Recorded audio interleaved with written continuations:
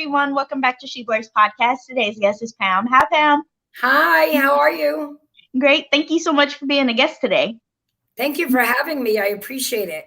Yeah, I'm super excited to speak about your foundation because it's a really, really, really great foundation. And I think a lot of people need to get involved with this one. Thank you. Thank So can you tell our listeners about the scholarship program and how they can apply and a little bit about the foundation too? Okay, so we have a nonprofit 501c3 in New Jersey called the Catch You Later Foundation. It's in memory of both my husband and my daughter who were killed in a 100% preventable car crash. And we give out 2 scholarships every year, depending on the amount of donations that we get. We also give out, somebody was killed by a car crash. We try to donate to that family to help them pay for the funeral. And we have a questionnaire on our website that it's basically, we might expand the scholarship because right now it's in New Jersey.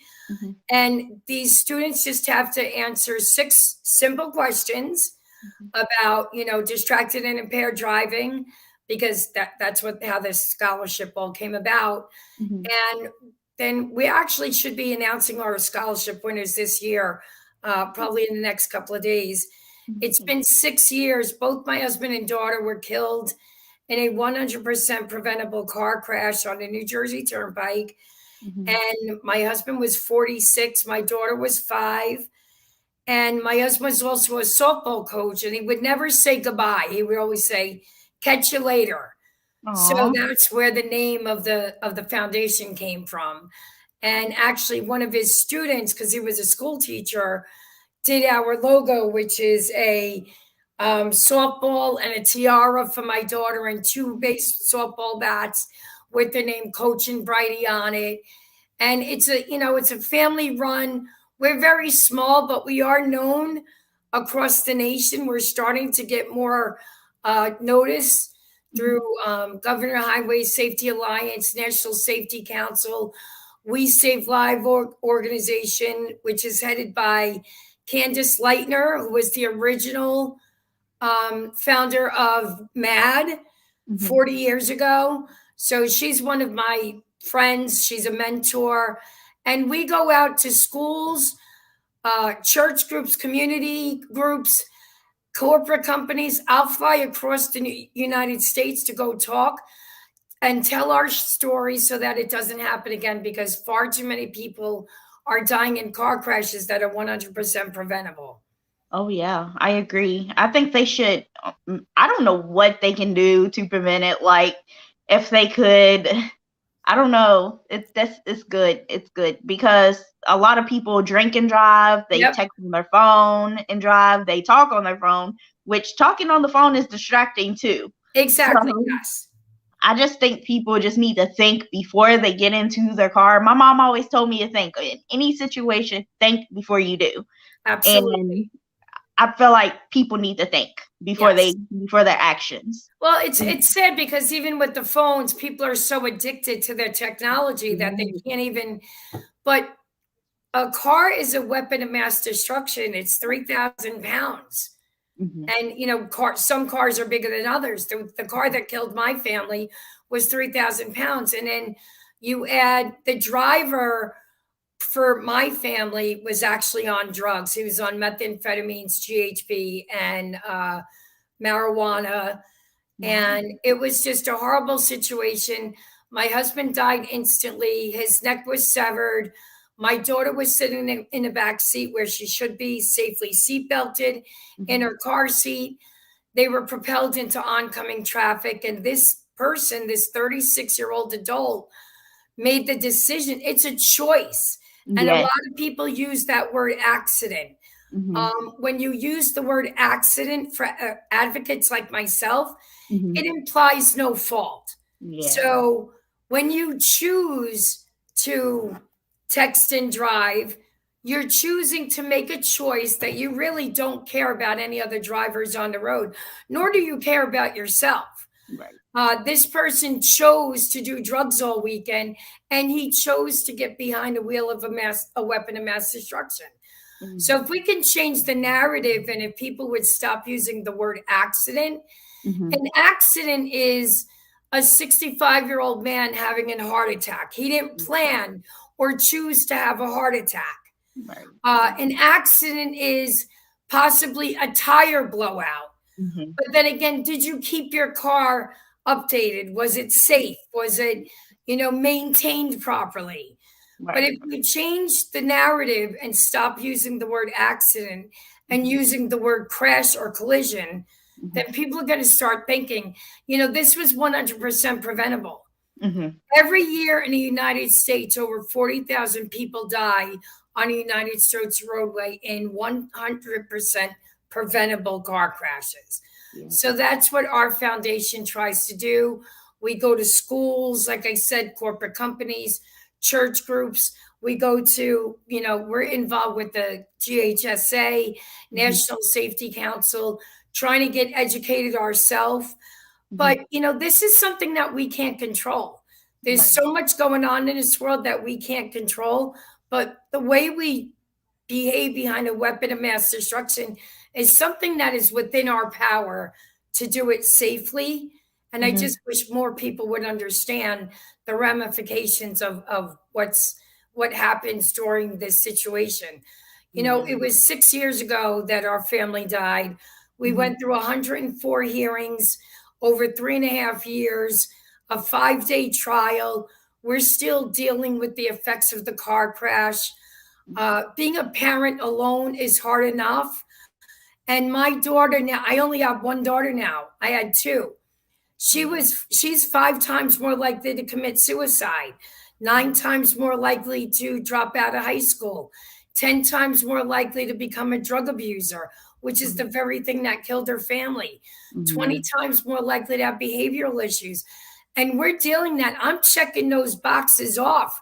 My daughter Mhm. already spent 2 or 3 weeks in a psychiatric unit a year ago, and it was 5 years after the car crash.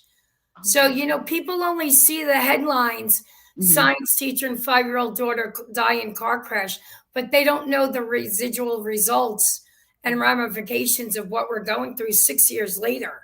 Right. So, Right. our foundation goes out and we talk and share our story. We don't want any sympathy. I just Mhm. want people to make better choices.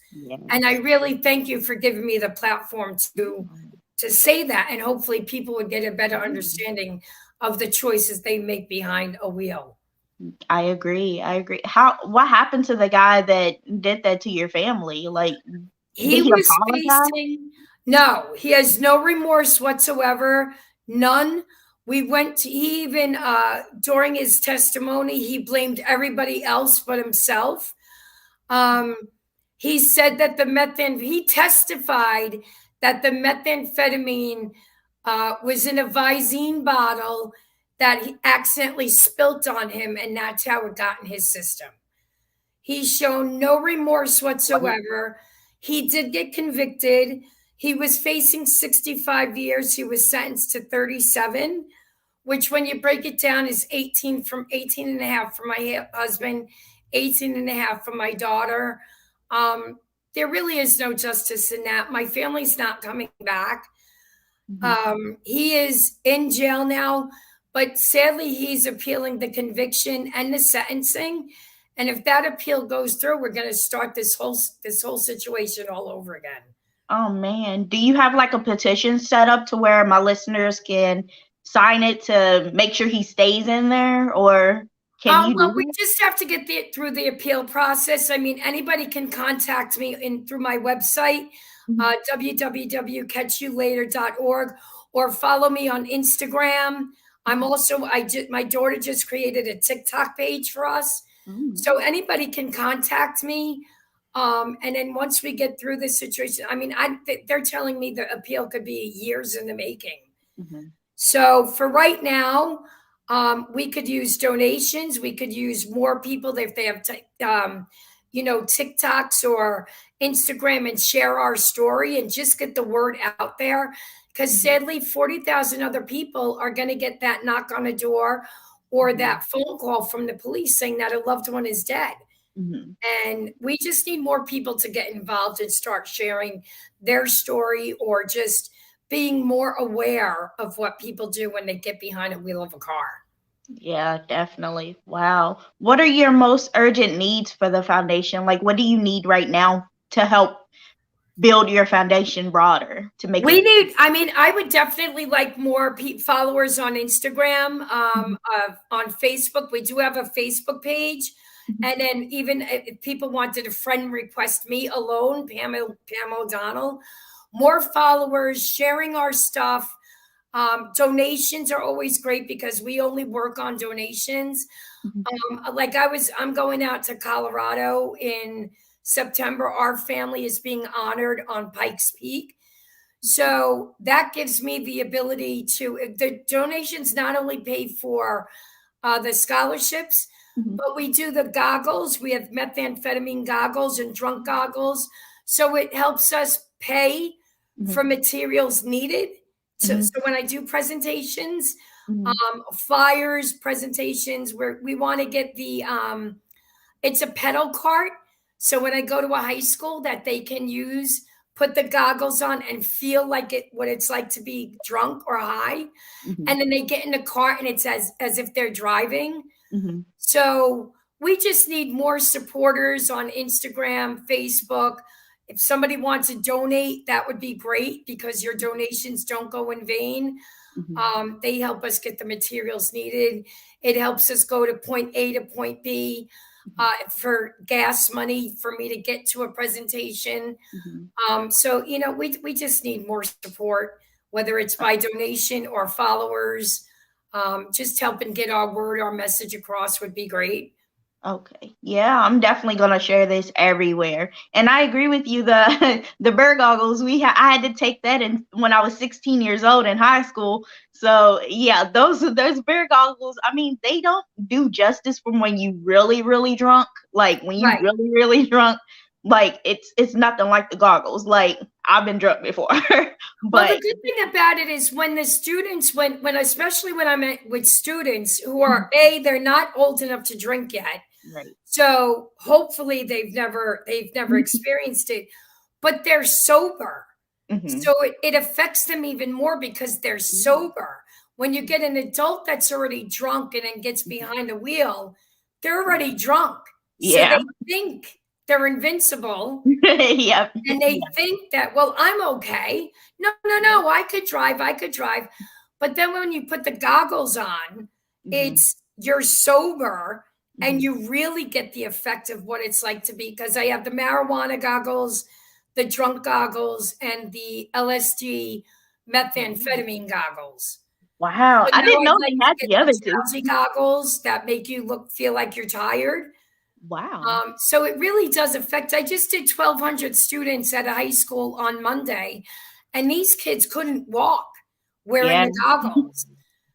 that's So true. it's because they're sober. Yeah, And that's when you're true. already drunk or high, you're already beyond knowing that what's right and what's wrong. Yeah, yeah. You're like pumped up when you're drunk. You're like, Right. yeah, I got this. I can do it. Yep. But yeah, that's terrible. So, what would make the greatest difference in? Oh, we already talked about that.